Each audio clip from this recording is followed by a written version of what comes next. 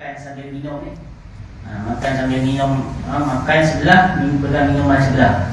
Bukan nak kata bagus. Sebab Nabi dalam cara makan Nabi pun, sifat minum Nabi pun, Nabi tidak makan berulangkan air.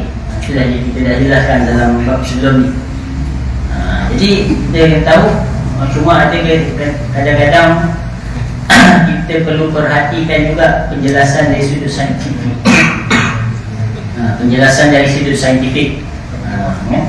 Kita tak boleh dalam dunia ni kita tak boleh nafikan peranan masing-masing dalam kehidupan. Doktor ada peranan dia, pakar pemakanan pun ada peranan dia. Lepas mereka pun kadang-kadang ada khilaf juga. Ada doktor ni cakap macam ni, doktor ni cakap macam ni pula. Doktor ni kata kena makan ubat kecil manis seumur hidup. Ada doktor kata tak perlu pun makan seumur hidup. Dia ada pula. Tapi mereka ada penjelasan. Setiap kadang-kadang kalau kita jelaskan tu, kalau tak kena pada secara saintifik, salah. Ala boleh ada antara sifat minuman yang disukai oleh Nabi sejuk. Sejuk.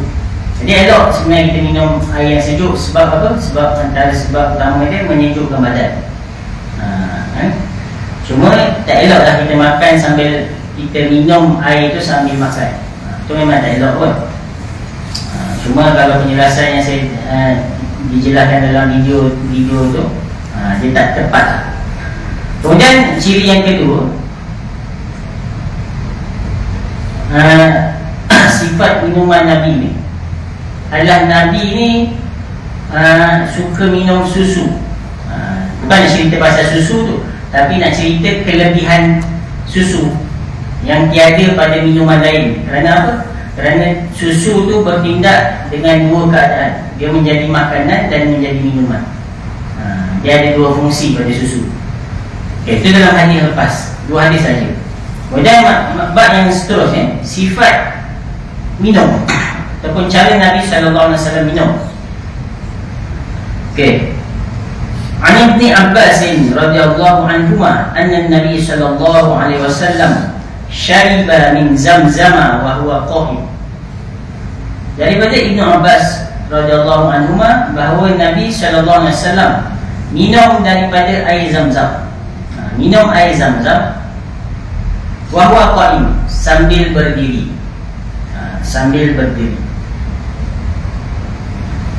Dalam satu hadis ada disebutkan bahawa Nabi SAW sendiri menyebutkan jangan minum berdiri. Jangan minum berdiri. Tapi dalam hadis ni pula wa huwa qa'im, Nabi pula berdiri. Jadi ulama telah ada beberapa penjelasan melihat pada hadis yang bertentangan. Pertama, ada ulama menjelaskan bahawa ada ulama mengatakan bahawa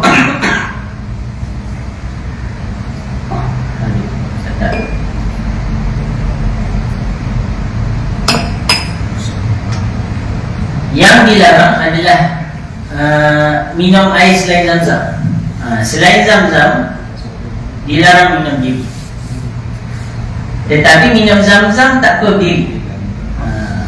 Tak perlu diri. Bahkan ada yang mengatakan yang dilarang tu selain Zamzam, minum Zamzam ni sunat berdiri. Itu ada pandangan mazhab lain. Kalau mazhab Syafi'i, mazhab lain mazhab Hanafi katakan sunat berdiri minum Zamzam. Pandangan mazhab lain lah. Jadi ada pandangan mengatakan ianya memang dibenarkan hanya untuk Zamzam. Ini mendapat masyhur dalam mazhab lain. Tetapi ada juga yang menjelaskan bahawa Rasulullah SAW dia minum berdiri itu kerana darurat, kerana keperluan. Disebabkan ada penjelasan dalam syarah bahawa Nabi SAW minum Zamzam berdiri ketika itu kerana kesesakan. Kerana kesesakan dan juga nak segera. Jadi hadis ini menjelaskan bahawa sebenarnya bukan sahaja Zamzam. Kalau kita nak segera boleh minum diri. Boleh minum diri. Tapi janganlah nampak macam, janganlah sampai macam mana terkejar-kejar, jangan sampai minum berlari. Macam tu lah. Minum berdiri tak apa, tapi jangan sampai minum berlari. Saya lebih memudaratkan. Jadi penjelasan hadis berkenaan larangan Nabi SAW tu ada dijelaskan oleh ulama. Kenapa dilarang minum berdiri sebenarnya? Okey, kita sebut hadis hadis yang seterusnya itu. An Amr bin Shu'aib an abihi, yakni Shu'aib, an jaddihi, yaitu Abdullah bin Amr bin As.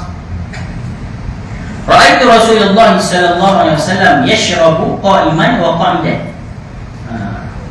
Daripada Abdullah bin Amr bin As, aku pernah melihat, bukan melihatnya serentak, tapi pernah melihat dalam situasi yang berasingan, bahawa Nabi pernah minum qa'iman wa qa'idan, berdiri dan duduk. Nabi pernah minum berdiri, aku pernah tengok. Yang waktu lain dia bukan pada salah, bukan ada yang memahami hadis itu Nabi minum berdiri lepas tu duduk. Betul, diri lepas tu duduk balik. Tak betul. Jadi dijelaskan bahawa situasi berasingan, bahawa Nabi pernah minum berdiri dan Nabi juga pernah minum duduk. Jadi penjelasan ulama berkenaan bahawa Nabi SAW memang jelas dalam hadis bahawa pernah Nabi melarang seorang sahabat untuk minum berdiri. Kerana Imam Ibn Qayyim menjelaskan dalam kitab dia, kitab Tibbun Nabawi. Tibbun Nabawi ni ada banyak. Ada Tibbun Nabawi karangan Imam Az-Zahabi, ada Tibbun Nabawi karangan Imam Suyuti. Tapi yang paling famous sekali Tibbun Nabawi Ibn Qayyim. Ada juga kitab Qanan fi Tibb. Tibb ni maksud perubatan. Tibbun Nabawi, perubatan Nabi. Qanan fi Tibb, ada kitab Qanan fi Tibb karangan Ibn Sina. Pernah dengar Ibn Sina? Yang mana Ibn Qayyim jelaskan dalam kitab dia Tibbun Nabawi bahawa minum berdiri ni banyak keburukan. Banyak keburukan. Sebab tu Nabi SAW melarangnya.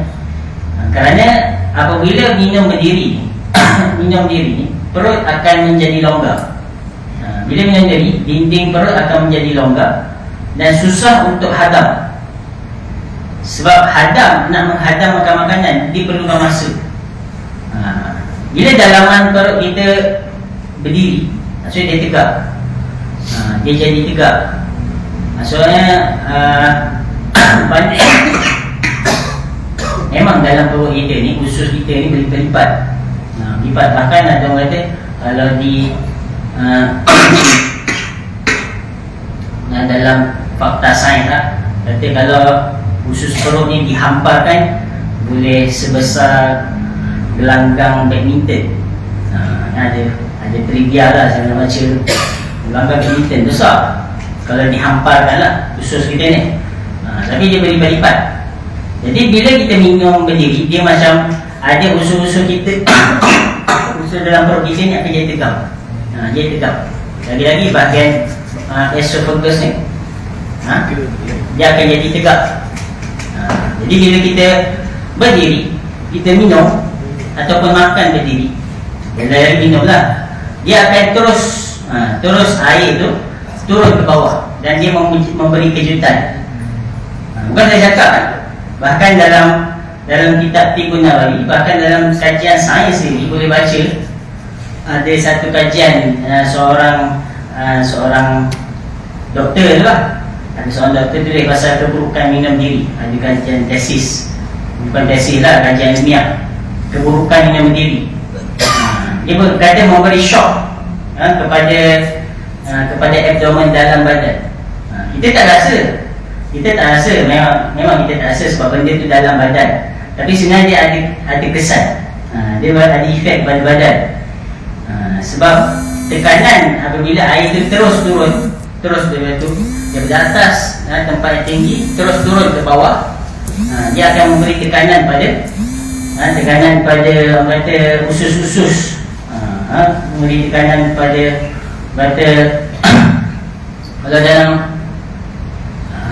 kalau dalam kajian tu yang saya baca tu, dia ada satu penapis. Sebenarnya usus kita ni dia akan serap air. Bila kita minum, sepanjang perjalanan makanan dan minuman tu nak turun, dia akan serap. Tapi bila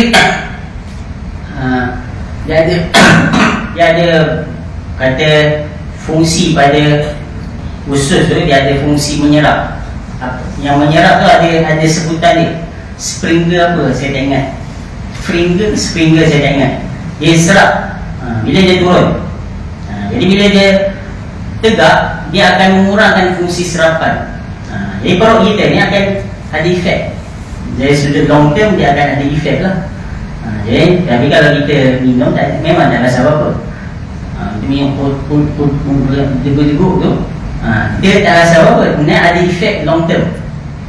Ini bukan penjelasan daripada saya, bahkan penjelasan dalam kitab Tibbun Nabawi.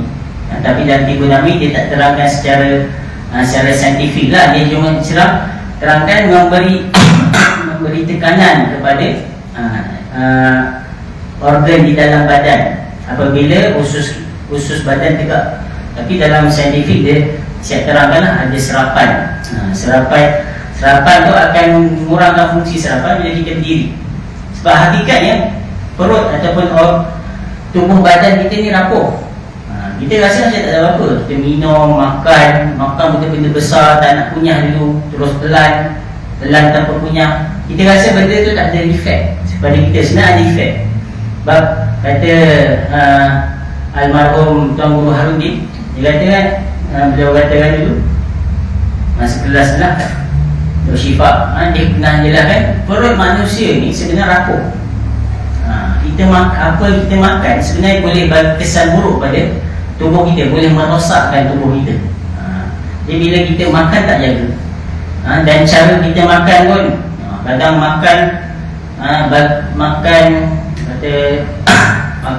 jenis cepat telan, makan jenis cepat telan, makan berdiri, lepas tu makan banyak dalam satu masa. Memang biasa, saya biasa makan banyak. Saya kata boleh makan banyak, tapi saya tak gemuk pun. Itu bukan isu dia. Isu dia bila kita ni selalu overload dengan kita punya perut, dia long term akan rosak. Mesin pun kalau kita asyik overload dan dia, beg pun kalau kita penuh, akhirnya dia akan rosak. Jadi itu benda yang sama apabila kita lakukan terhadap tubuh badan kita. Dan kita punya tubuh badan ni rapuh, usus kita ni lembut. Jadi bila kita makan tak jaga, bahkan dengan kita minum berdiri tu pun sebenarnya memberi efek yang buruk pada tubuh badan. Jadi itu dia memberi kesan-kesan yang buruk pada usus, pada ginjal kita. Ginjal kita ni nak tapis, tapi bila air tu terus turun tanpa dengan kurang penyerapan sepanjang perjalanan dalam usus tu, jadi semua tu akan turun terus pada kita punya buah pinggang, ginjal.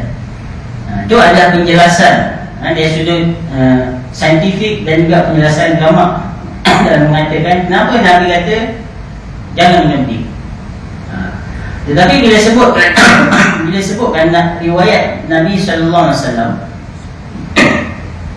Nabi sallallahu alaihi wasallam minum berdiri, ada beberapa penjelasan ulama. Banyak lagi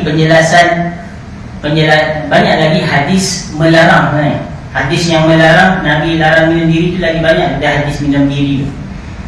Nabi larang tu lagi banyak. Bahkan ada satu hadis ni disebutkan Nabi pernah larang seorang sahabat ni yang minum diri, dan Nabi suruh dia luahkan balik apa yang dia telah minum. Nabi kata sampai tahap. Tapi bila ada yang dibawa penjelasan bahawa Nabi pernah minum diri, jadi ulama telah menggabungkan, telah melakukan gabung hadis.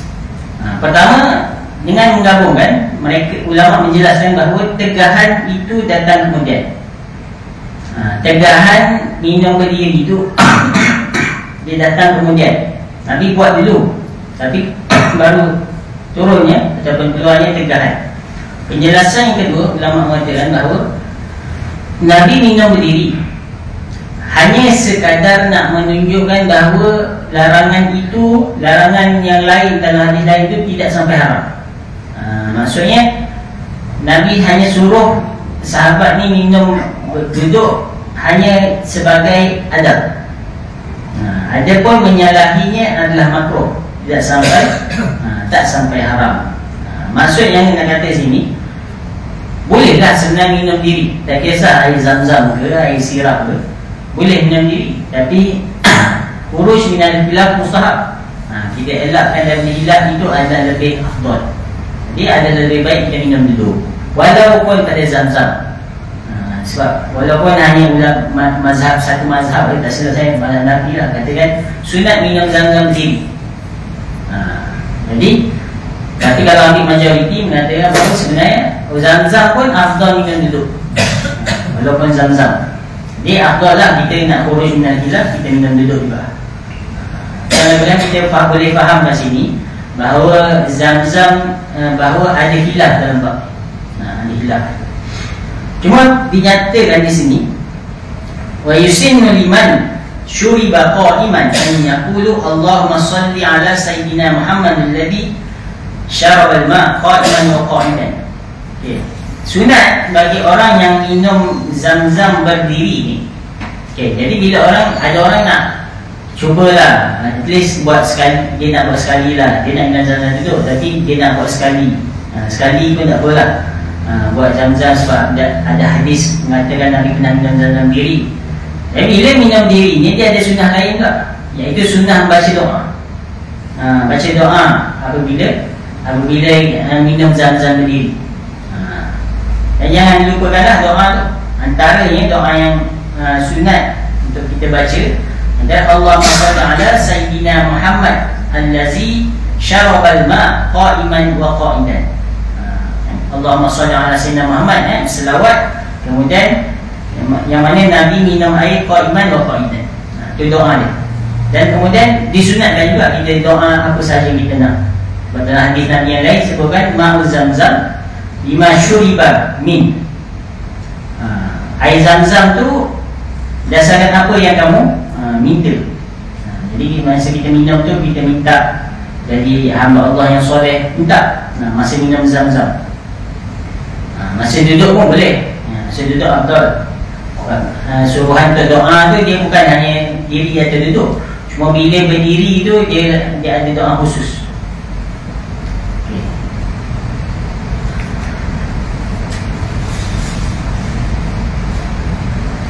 Kalau kita perhati pasal air zam-zam, dulu ada satu riwayat yang tak betul lah pasal air zam-zam ni, yang mana air zam-zam ni diperoleh dengan hentakan kaki Ibrahim, kaki Nabi Ismail AS. Riwayat tu salah. Kan ada setengah orang sampaikan Nabi Ismail yang hentak bumi keluar zam-zam. Salah ya. Sebenarnya yang riwayat lebih tepat, Jibril yang menghentak sayapnya ke bumi, keluarlah zam-zam. Itu riwayat yang lebih kuat. Yang dinamakan zam-zam tu apabila Sayyidatina Hajar dia tazam-zam, disebut tazam-zam. Tazam-zam ni maksudnya dia buat paru-paru, nak halang air tu daripada terkeluar ke tempat lain. Itu nama tazam-zam. Sebab tu air itu dinamakan air zam-zam. Hadis yang seterusnya,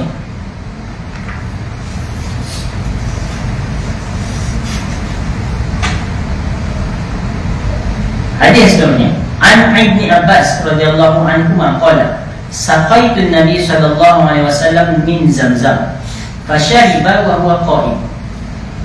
Daripada Ibn Abbas katanya, aku pernah memberi Nabi minum air Zamzam dan Nabi minum dalam keadaan baginda berdiri. Baginda berdiri. Jadi disebutkan dalam syarah, wa'lam anna al-insana lahu thamaniyata ahwal. Jadi hendaklah kita tahu manusia ni boleh berada dalam 8 keadaan. Pertama, qa'imun, berdiri, qa'idun, duduk, mashin, berjalan, mustanid, bersandar, raki', rukuk, sajid, sujud, muttaqi', meniring, muttaji', baring. Jadi itu adalah kulluha wa in kanash semua 8 keadaan ni sebenarnya boleh bagi kita, boleh untuk kita lakukan ketika mana minum. Tetapi yang lebih afdal itu adalah duduk. Boleh ke? Boleh. Dia manusia nak minum sambil baring contoh. Boleh. Maksudnya boleh tu boleh dilakukan. Tetapi sama ada galakkan dalam hadis ataupun tak, tu tak adalah. Sebab yang lebih diutamakan qa'idan ghaliban li'annahu aslam. Duduk itu adalah terlebih selamat. Itu adalah terlebih ghalib dan terlebih biasa kerana dia lebih selamat. Qa'iman nadiran. Berdiri ni jarang-jarang. Bahkan ada hadis yang telah dijelaskan keharusan bolehlah diri ni. Cuma minum dalam keadaan-keadaan lain tu ada yang dikatakan al-munkar. Ada yang menyebutkan ianya ditegah. Ditegah boleh lah, maksudnya nak buat tu boleh. Tetapi sama ada makruh, sunat ataupun ditegah. Minum berbaring contoh. Minum air jenis tak tumpah, contoh botol susu. Kan? Botol susu pas nak tumpah kan, kita nyap tak tumpah, jadi kita minum baik. Elok tak? Tak elok. Tak elok. Melainkan bagi baby lah. Baby takkanlah kita nak suruh dia benda duduk. Okey. Hadis yang seterusnya,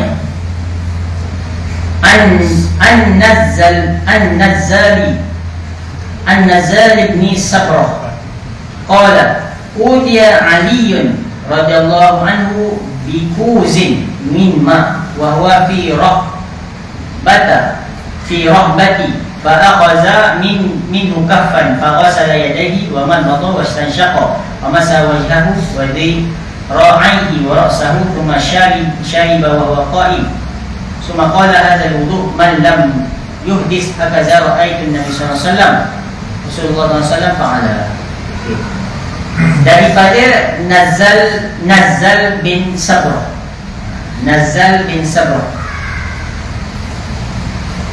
jarang dengar nama ni. Nazzal bin Sabrah katanya utiya Aliyun. Nazzal bersama Sayyidina Ali waktu tu.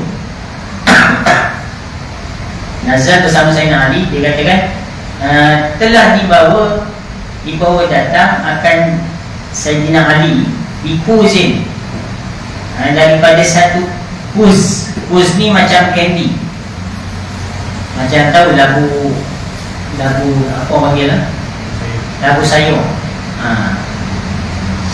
Dan dibawa kepada Sayyidina Ali ni macam labu sayur. Nazal ni bawa macam tu.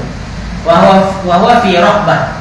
Ketika itu mereka berada di satu rahbah. Rahbah ni satu tanah lapang. Waktu itu semasa Sayyidina Ali di Kufah. Di zaman Sayyidina Ali, pemerintahan waktu itu kat Kufah. Khalifah pertama sejak zaman Nabi sampailah Sayyidina Uthman, semua pusat pemerintahan kat Madinah. Tapi bila masuk zaman Sayyidina Ali dah berpindah ke Kufah. Betul lah, orang Kufah tu ramai Syiah. Ramai Syiah. Sebabkan mendukung perjuangan Sayyidina Ali lah. Orang Kufah juga antara yang cuba mengangkat Sayyidina Husin, memberikan kata bai'ah pandanya. Tapi bila disuruh pukul, tak pukul. Akhirnya dibantailah Sayyidina Husin di Karbala, disebabkan perkhianatan yang berbuat Syiah ni. Jadi mereka buat nangis-nangis Karbala. Sebenarnya mereka memperingati perkhianatan mereka sendiri. Mereka nangis-nangis mengenangkan kata Sayyidina Ali, nasib Sayyidina Husin yang dibantai di Karbala. Sebenarnya mereka lah yang memulakan. Mereka ajak Sayyidina Ali datang, Sayyidina Husin datang. Bila dah datang, bila mereka dengar tentera Khalifah Muawiyah, tentera Yazid waktu itu, yang diketuai oleh Uqbah,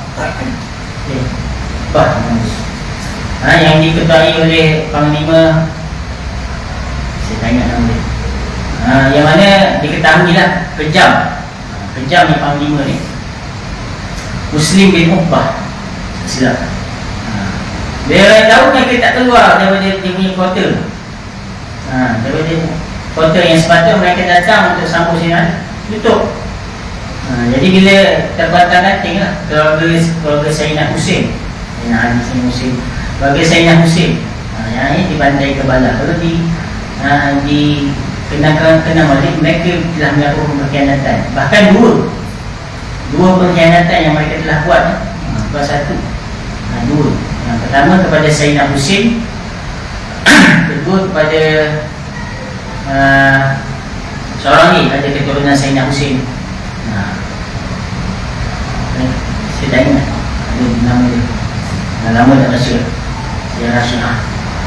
Dua kali mereka buat khianatan, tapi mereka kata prediktif lah, seolah-olah mereka lah yang telah dizalimi.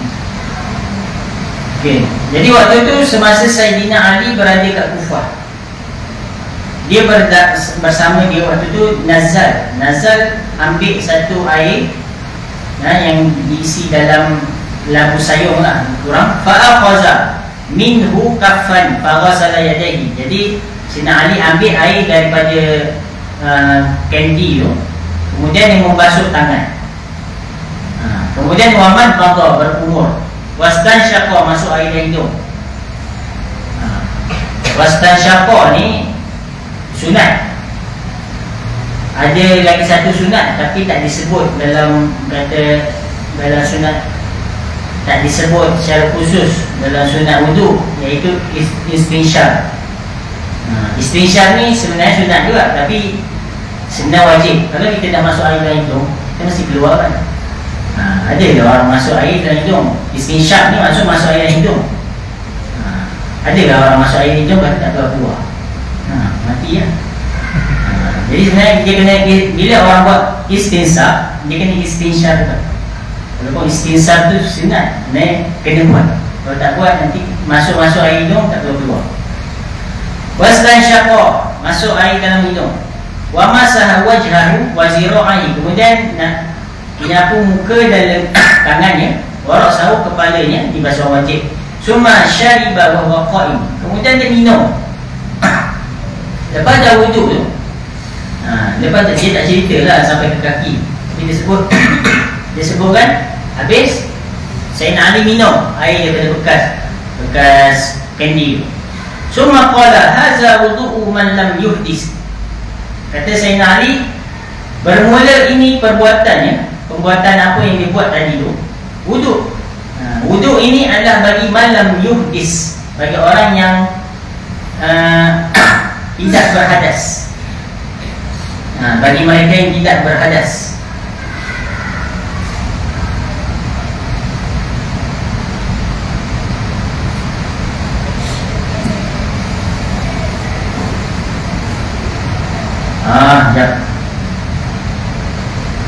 Okey. Jadi ini wuduk bagi orang yang tidak berhadas. Sebenarnya apa yang dia buat tadi itu bukan wuduk. Yang bukan wuduk, tapi hanya basuh saja, tapi menyerupai wuduk. Jadi sebab itu disebutkan ini adalah wuduk bagi orang yang tidak berhadas. Sebab kalau wuduk bagi orang berhadas, dia kena buat betul-betul lah. Kerana ini hakaza ra'aitu Rasulullah sallallahu alaihi wasallam fa'ala. Kerana ini apa yang aku pernah lihat Nabi sallallahu alaihi wasallam buat. Nabi pun pernah buat macam ni. Maksudnya wuduk tu masih ada. Tapi bila sebab disebutkan malam yuhdis, maksudnya tak hadas, maksudnya wuduk tu masih ada. Jadi bila dia buat macam tu, dia hanya sebagai wuduk simbolik je lah, bukan wuduk sebenar. Sebab dia sebut sini ada syarah, bal arada tanzifu ala ihtimali iradati haqiqah. Dia hanya sebenarnya nak membersihkan sahaja, bukan betul-betul, bukan hakikat membersihkan, bukan hakikat berwuduk. Sebab apa? Wa ammal wudu muhdis fa ma'lumun bi syara'iti ma'lumah. Kerana wuduk orang yang berhadas ni kita dah maklum cara dia macam mana. Jadi apa yang Sayyidina Ali buat tu sebenarnya bukan wuduk. Sebab wuduk kita dah sebut dah dalam bab yang sebelum ni. Wuduk ni terbahagi pada dua kan? Satu, wuduk untuk tujuan membersihkan. Sebab orang Arab jahiliah sebelum datang Islam, mereka pun guna istilah wuduk. Istilah basuh muka tu wuduk, istilah basuh tangan tu pun wuduk. Sebelum datang Islam, mereka guna istilah wuduk. Itulah bila nak makan, dan hari lepas kalau kita ingat ni, lepas tu bila nak makan waktu tu kat luar kan, tu bila nak makan, sahabat tanya Nabi, ya Rasulullah, adakah perlunya air untuk wuduk? Jadi Nabi jawab, aku nak semayang ke kalau nak sampai nak kena wuduk ni? Sebab mereka ingatkan bahawa wuduk ni untuk makan juga, iaitu wuduk basuh tangan. Wuduk basuh tangan untuk makan, tak. Jadi Nabi menjawab, membetulkan salah faham sahabat dulu, bahawa wuduk ni untuk solat, wuduk ni untuk buat ibadah. Tapi pada hadis yang lain Nabi jelaskan, wuduk tu adalah basuh tangan. Sebab wuduk ni ada dua maksud. Satu basuh membersihkan, satu lagi berwuduk untuk solat. Okey, hadis yang seterusnya, An Anas bin Malik radhiyallahu anhu anna Nabi sallallahu alaihi wasallam kana yatanaffasu fi ina'i thalathan idza syariba wa yaqulu huwa amra'u wa arwa. Okey, daripada Anas bin Malik katanya, adalah Nabi sallallahu alaihi wasallam ni bernafas fi ina'i salasan idza syariba, bernafas di dalam bekasnya sebanyak 3 kali apabila minum. Faham tak? Apabila Nabi nak minum, Nabi bernafas 3 kali apabila minum. Apabila minum, Nabi nafas 3 kali. Maksudnya apa? Maksudnya bukan bernafas di dalam air, bukan nafas tu dalam air ni,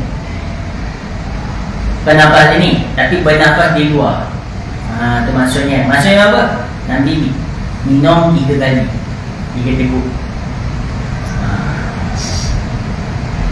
Salasan 3 kali. Sebab apa? Sebab ada pandangan menyebutkan bahawa makruh kita minum dengan sekali teguk. Maksudnya minum sekali. Kan ada orang terlalu haus dia minum dengan satu, maksudnya dia bernafas dalam ni. Memang ada nafas banyak kali, tapi yang dimaksud itu bernafas kat luar tu. Nafas luar sekali, lepas tu dia habiskan sekali. Makruh hukum dia. Jadi yang afdal ni apa? Afdalnya 2 kali atau 3 kali. Kalau yang afdal 3 lah. 2 kali boleh, sebab ada hadis lain sebut 2. Kenapa? Kerana telah ulama tib juga menjelaskan bahawa minum dengan satu nafas, nafas sekali kat luar, lepas tu minum memang dia banyak dalam cawan dia tu, dia nafas kali-kali kan? Ke tak bernafas? Ada? Cawan penuh macam ni, lepas tu sekali tak bernafas langsung. Boleh buat? Boleh buat contoh? Tak boleh, susah. Mungkin ada orang boleh buat lah kot. Tapi kata ulama tib bahawa minum dengan satu nafas di luar ni, dia melemahkan otot, melemahkan otot dan saraf. Jadi ini penjelasan ulama lah.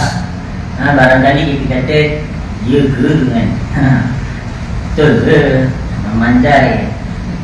Kalau tak percaya sudah lah. Ini ulama jelaskan, bahkan ini ulama tib ni dia kata bukan sahaja berkecimpung dalam bidang agama, bahkan seperti Ibn Sina berkecimpung dalam bidang perubatan, mengkaji kata behavior ataupun orang kata tabiat manusia. Jadi semua itu diperhatikan. Boleh jadi ada yang salah, boleh jadi ada penjelasan yang salah dari segi saintifik. Macam mana telah dijelaskan dalam hadis awal ketika mana ada sahabat pengsan. Ada sahabat pengsan, ada sahabat yang lain yang tak pengsan ni, tengok sahabat pengsan, dia pijat tengkuk. Kenapa? Sebab tu cara orang dulu bila nak berhadapan orang sawang babi, Kan sawan ni lah, sawan gila babi. Nanti dengan kataan lagi sopan lagi teruk pula. Kata sawan lah, sawan. Bila orang sawan kan, biasa orang kita pula letak garpu dan sudu.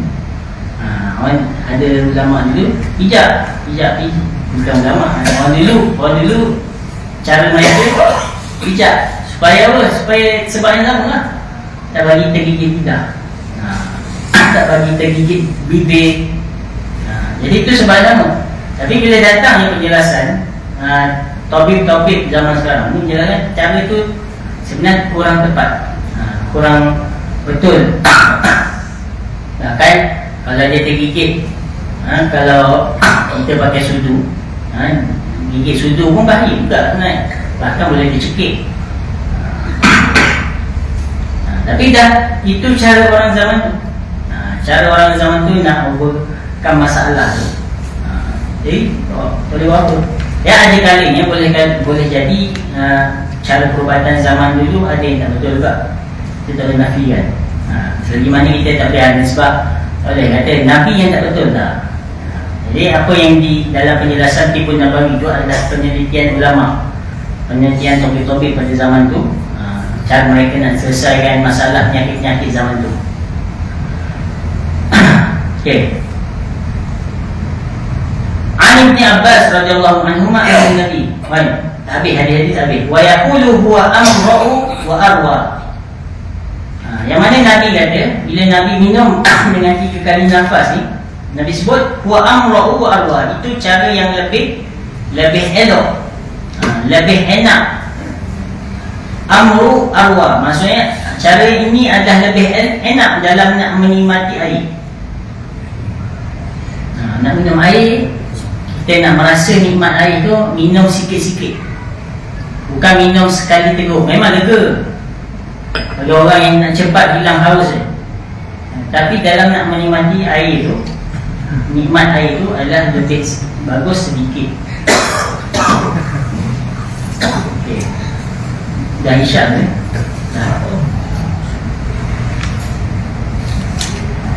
Okay. Ada 5 lagi hadis ni. Jadi kita berhenti dulu sekarang ni. 5 hadis lagi dan habislah bab makan. Bab makan dan minum habis. Sebab lepas tu bukan bab makan minum ni. Kita akan habiskan pada temuan kita datang.